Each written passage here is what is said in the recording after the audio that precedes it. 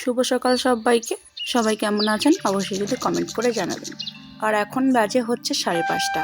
তো এখন থেকে ব্লগটা শুরু করছি। এদিকে আমার মাম্মাম রাত 2টার পর থেকে একটু ঘুমায়নি, একেবারে খানের করেই ছিল। তো এখন কিন্তু একটুখানি ঘুমিয়েছে, তবুও আমি উঠতে চাচ্ছি তখনই নড়াচড়া করছে।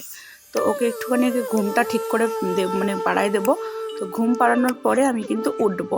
এদিকে দেখো সকালের আলো ফুটে ফুটে ঘরে ঢুকেছে, অনেকটাই কিন্তু আজকে রোদ্দুর হবে, সেটা ঘর থেকেই বোঝা যাচ্ছে।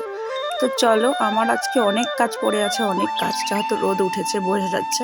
আর রোদ্দুর হলেই দুনিয়ার কাজ এখন বের হয়, যেহেতু এখন শীতকাল।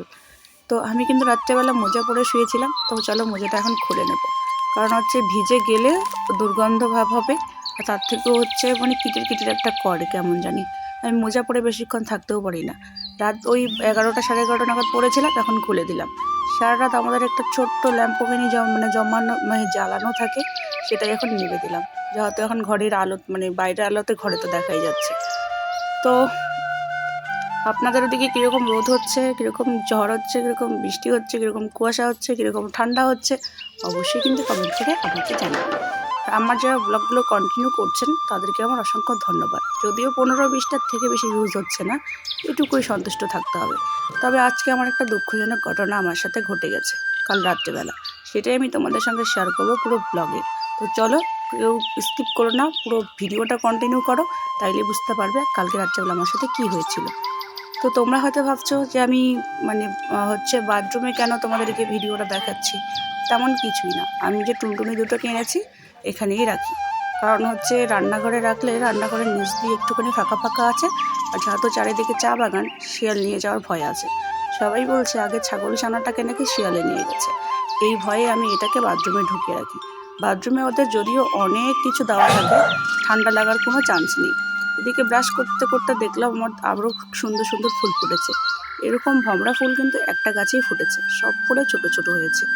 আর ফুলটা দেখো কত সুন্দর লাগছে, একটা সুন্দর গন্ধ বেরিয়েছে ফুল থেকে, খুব সুন্দর লাগছে। তো ব্রাশ করতে করতে একটু পায়চারি করতে করতে ফুলটাও চোখে পড়লো, আর তোমাদের সঙ্গে শেয়ার করে দিলাম। তো সবার জীবনটা এই ফুলের মতন সুন্দর হয়ে উঠুক। এদিকে আমাদের এই গেটটা এখনো খোলা হয়নি, আর গেটটা দেখো সব যেহেতু 1 বছর পূর্ণ হলো সবে, তো পুরনো হয়ে গেছে। চলবে মনে হয় আরও কয়েকটা মাস, দেখা যাক না কতদিন চলতে থাকে। এখন তো আর ঘেরাঘিরি করারও সময় সেরকম হয়ে উঠছে না, টাকা পয়সারও অনেকটা ঝঞ্ঝাট রয়েছে। কালকে আমি ঝাড় দিয়ে এখানে জড়ো করে রেখেছিলাম ওই বিকেলে নাগাদ। তো এটাই এখন চলো, কালকে ফেলানো হয়নি নোংরাগুলো, এখন ফেলবো, কারণ এখন চান করব, তো এই কারণে। তো এগুলো ফেলানোর পরে পুরোপুরি চান টান করে চলে এলাম পুজো দিতে। তোমরা কি ভাবছো আমি বিড়ি সিগারেট খাচ্ছি? মোটেও না, আমি ধোয়া উড়াচ্ছি হচ্ছে ধূপকাঠির। তো রান্নাঘর থেকে ধূপকাঠিটা জ্বালিয়ে নিয়ে যাচ্ছি এখন পুজো দিতে। পুজোটা আগে দিয়ে নিই, তারপরে তোমাদের সঙ্গে শেয়ার করবো কাল রাত্রেবেলা আমার সঙ্গে কী ভূত ঘটেছিল।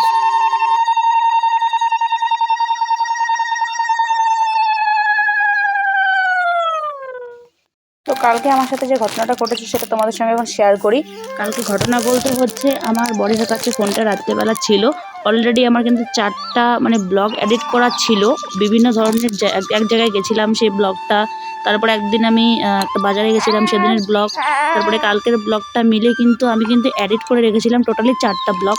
তারপরে আমার ফোনের মধ্যে যা কিছু ছিল, নাম্বার থেকে শুরু করে ইমেল আইডি এবং হচ্ছে আমার ফেসবুক আইডি, এবার ইনস্টাগ্রাম, তারপরে অনেক ছবি ভিডিও সব কিছু কালকে ডিলিট হয়ে গেছিলো। তো অনেক ইমেলটা, একটা ইমেল পেয়েছিলাম, বাকি ইমেলটা পাইনি, তাই অনেকেরই নাম্বার আছে, অনেকের নাম্বার নেই। আর তার সাথে হচ্ছে ভিডিওগুলো, ব্লগগুলো, চ্যানেলগুলো সবগুলো গেছে। আমার আরও একটা চ্যানেল ছিল, সেটা তো এর আগেরটা তো গেছে, নতুন করে আরও একটা গেছে। তারপরে এটাকে অনেক কষ্ট করে খুঁজে বের করলাম। তো জানি না আমার সাথেই কেন এই দুর্ঘটনাগুলো হয়। কষ্ট করে যখনই কিছুটা করতে চাই তখনই আমি ভেঙে পড়ে যাই। আর তার থেকেও একটা দুঃখজনক যেটা ঘটনা, সেটা হচ্ছে আমার ফোনের যে ব্যাক ক্যামেরা সেটা খারাপ হয়ে গেছে, পিছনের ক্যামেরাটা একটাও চলে না। আমি পিছনের ক্যামেরা দিয়ে ব্লগ এখন করছি না, আর দুদিন থেকে আমার পিছনের ক্যামেরাটা খারাপ হয়ে গেছে, মানে পড়ে ফেটে গেছে। এখন ওই ক্যামেরা দিয়ে আর কোনো কিছুই আসে না, কিন্তু ক্যামেরাটাই ব্যাক ক্যামেরাটা অনই হচ্ছে না। সত্যি কথা বলতে সব মিলিয়ে মন মেজাজগুলো ভালো নেই, আর তার সাথে এতটাই খারাপ লাগছে যে আমি আর কোনো কিছু কিনতেও পারবো না। তো সকালবেলা জলখাবারটা করেছি, জলখাবারটা করার পরে এখন ঘর থেকে বেরিয়ে পড়লাম, কারণ হচ্ছে আজকে আমার অনেক কাজ আছে। এই যে ডুম দুটোকে দেখতে পাচ্ছ, গাছের ডুম, যাহা তো আমি উনুনে রান্না করি কম বেশি সবাই জানো। তো আমার একটুখানি খড়ির শর্ট পড়ে গেছে, কারণ হচ্ছে এখন রৌদ্র দিচ্ছে 2-1 দিন। তো যদি আমি ডুমগুলোকে এখন চিড়ে না দিই তাহলে পরে হয়তো আমারই সমস্যা হবে, কারণ পরে তো রৌদ্র হবে না, তারপরে তো বর্ষা শুরু হবে। তো এই কারণে ভাবছি যে না, ডুমগুলোকে এখন চিড়ে দেই, রোদে একটুখানি শুকোবে। তারপরে যে মানে আমার মেয়ের কাপড় চোপড় সেগুলোকে ধুয়ে টুয়ে শুকোতে দিলাম, ভিজে রেখেছি সেই অনেকক্ষণে কমফোর্ট দিয়ে, তো এখন তুলে দিলাম। আর এদিকে হচ্ছে এই জালটা কিন্তু আমার বাবার হাতে বানানো, মানে আমার নিজের বাবার হাতে বানানো জালটা। গুটিগুলো অন্য কাউকে দিয়ে লাগিয়েছিল, তো জালটা একটুখানি গুছিয়ে রাখলাম, কারণ ওই বাড়িতে মাছ মারার জন্য নিয়ে গেছিলো। তো আজকে এনে গুটিয়ে সুন্দর করে রেখে দিলাম। আর তোমাদের দাদাভাই এখন মাছ মারার কোনো সময় পাচ্ছে না, কারণ কাজে খুব ব্যস্ত। তারপরে খুবই খিদে পেয়ে গেছে, তো ভাবছি এখন কী করা যায়। তো কয়েকটা পাস্তা রয়েছে, তোমরা তো দেখতেই পাচ্ছ একটা ছোট্ট বয়ামে। তো এই পাস্তাগুলোকেই এখন ভাবছিলাম যে একটুখানি সেদ্ধ করে কোনো রকম করে শুধু মানে লঙ্কা আর হচ্ছে হলুদ লবণ দিয়ে একটুখানি বানাবো। আজকে তো শনিবার, তাই আজকে সেরকম কিছুই দেওয়া যাবে না। আর শনিবারের ব্লগটা আশা করা যায় তোমরা শনিবার দিনে দেখতে পাবে, কারণ আমি তাড়াহুড়ো করে কাজকর্মগুলো সেরে চেষ্টা করব আজকে এডিট করে আজকেই তোমাদের সঙ্গে শেয়ার করার। কারণ হচ্ছে আজকে 2 দিন থেকে আমি ব্লগ দিতে পারিনি, 2 দিন হয়তো আমি ব্লগটা গ্যাপ করেছি। তো এদিকে হচ্ছে তোমার দাদা কালকে রাত্রেবেলা কাবলি ছোলা এনেছিলো, যেটা আমি খুব খেতে ইচ্ছে করেছিল, আনতে বলেছিলাম। তো সেটাকে ঢুকিয়ে রাখি। এদিকে রয়েছে মুগ ডাল আর রয়েছে মুসুর ডাল। তো আজকে হচ্ছে মুসুর ডালটাকে কিছু করব না, মুগ ডালটাই বানাবো। তো সেগুলো এখন বয়ামের মধ্যে ঢুকিয়ে রাখি, কারণ হচ্ছে অনেক দিন হলো জমা আনা হয়েছে। তো আমি একটু একটু করে মানে রান্না করেছি, আবার ওই প্যাকেটের মধ্যেই রেখে দিয়েছিলাম একটা বড় বয়ামে। তো সেগুলোই এখন বের করবো, আর ছোটো বয়ামে অনেকটা খালি হয়ে গেছে, সেটাকে এখন ভর্তি করে রেখে দেবো। আর এই মুগ ডালগুলো খেতে ভালোও লাগে, তো ভাবলাম যে না, আবার হাফ হাফ রয়েছে, কীরকম যেন দেখতে বিশ্রী লাগছে, যদিও একটা প্যাকেট রয়েছে, তো ঢুকিয়ে রাখি। আর মানে আমাকে কিন্তু কোনো কিছু জিনিস সাজিয়ে গুছিয়ে রাখতে খুবই ভালো লাগে, তাই না বলো? সে খাওয়ার জিনিস হোক বা দেখার জিনিস হোক, যে কোনো জিনিসে হোক না কেন, সাজিয়ে গুছিয়ে মানিয়ে গুছিয়ে যদি ঘরের মধ্যে রাখা হয় খুবই সুন্দর লাগে দেখতেও আর নিজেকেও। তো এদিকে হচ্ছে আমি দেখো পাস্তাটা কোনো রকমের শুধু বানিয়েছি, আর একটুখানি সস ছিল সেটাই প্যাকেটটাকে নিগড়ে নিয়েছি।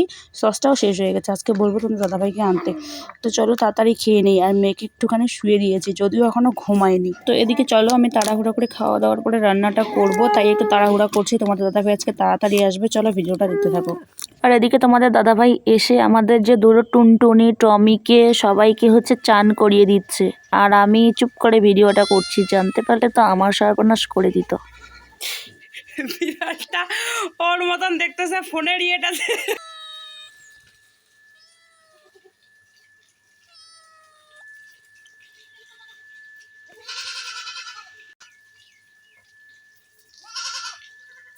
আমাকে লাগবে।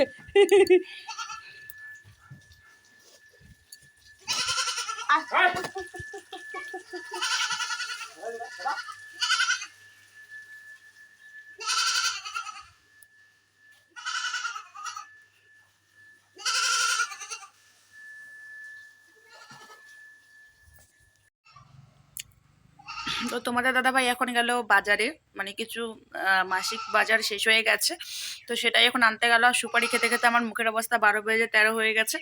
আর এদিকে তোমাদের দাদাভাই হচ্ছে একটা খুব সুন্দর জিনিস, সেটা হচ্ছে তোমাদের দাদাভাই এবারে আমাকে একটা জিনিস কেনার জন্য এই টাকাটা দিয়ে গেল। তো আমার বর কিন্তু আমাকে সত্যি কথা বলতে, আমি কোনো কর্ম না করে বাড়ি কাজকর্ম করে হাত খরচাটা পাই, তো সেটাই আমাকে দিল। দেওয়ার পরে ও বেরিয়ে গেল, কারণ আমার একটা পার্সেল অর্ডার ছিল। পার্সেলটা কি সেটা তোমরা বুঝতে পারবে যে কি পার্সেল। তো অ্যাকচুয়ালি আমাদের 11টা অর্ডার আছে, ফ্লিপকার্ট আর মিশোতে 11টা অর্ডার। তোমাদের দাদাভাইয়ের একটা জিনিস অর্ডার আছে, জুতো। মাত্র এক জোড়া জুতোর দাম ফ্লিপকার্টে ছিল হচ্ছে 2123 টাকা, অফারে ছিল 999 টাকা, সেটাকে অর্ডার করা হয়েছে। তো সেই জুতোটা আজকে আসার কথা ছিল, আর আমার একটা পার্সেল আসার কথা ছিল। তো জানি না কোনটা আসবে, যদি আসে তোমাদের সঙ্গে শেয়ারই করব।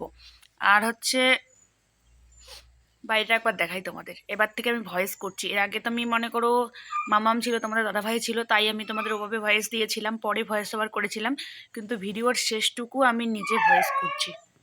তোমাদের দাদাভাইয়ের কাজকর্মগুলো সত্যি দেখলে যে আমার এত গরম উঠে। সুটকেসটা খুলেছিল, দেখা হয়তো যাচ্ছে না, সুটকেসের চাবি সুটকেসেই রয়েছে, সুটকেসটা লাগাইনি। তো আমি আমার মেয়েকে ওই বাড়িতে রেখে এসে একটুখানি কাজ করছি, ওই বাড়িতে বলতে আমার এক জেঠি শাশুড়ির কাছে। আর এদিকে মেয়ে এমন কান্না জুড়ে দিয়েছে, অসম্ভব কান্নাকাটি। আমি কান্না শুনে ঘর থেকে বের হয়ে দৌড় দিয়েছি। তো চলো, তো এখন আমি সব কাপড় চোপড়গুলো মেয়েকে কোলে নিয়ে ঢুকাবো। মেয়েকে কোলে নিয়ে তো কাজগুলো করি, তোমরা কম বেশি জানো। আর এদিকে আমার টমিও চিল্লাচ্ছে, কারণ টমি হচ্ছে বাইরে যাবে।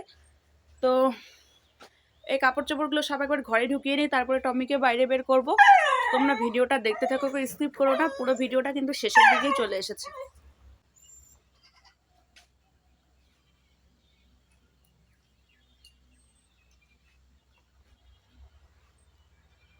তো বন্ধুরা, আজকের মতো আমি ভিডিওটা এখানেই শেষ করি। ভিডিওটা আর বেশি বড় করব না। আর আমার ভিডিওটা আজকে কেমন হয়েছে অবশ্যই কমেন্ট করে জানাবেন। আর যদি ভালো লাগে তাহলে লাইক, কমেন্ট আর একটা সাবস্ক্রাইব করে আমার পাশে থাকবেন। তো চলো, দেখা হচ্ছে নতুন কোনো ব্লগে, নতুন কোনো ভিডিওতে। ততক্ষণে সবাই ভালো থেকো, সুস্থ থেকো, টাটা।